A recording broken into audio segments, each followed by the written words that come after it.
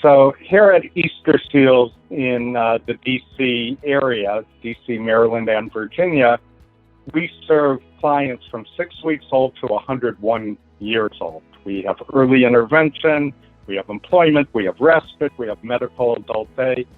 And recently I've begun the process of introducing Charting the Life course into our work by bringing all the program directors together and asking how they could see it being used in their programs. And would it help them work with families and work with clients? And I'm happy to say everybody came. Everyone was really engaged. And I think we will be able to start bringing that in as an additional tool. We're looking a lot at metrics and outcomes. And this will be more part of the, how is life outcome?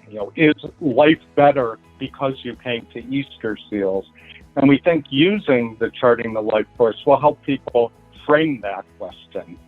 So we're looking forward to see how we can roll that out within the organization.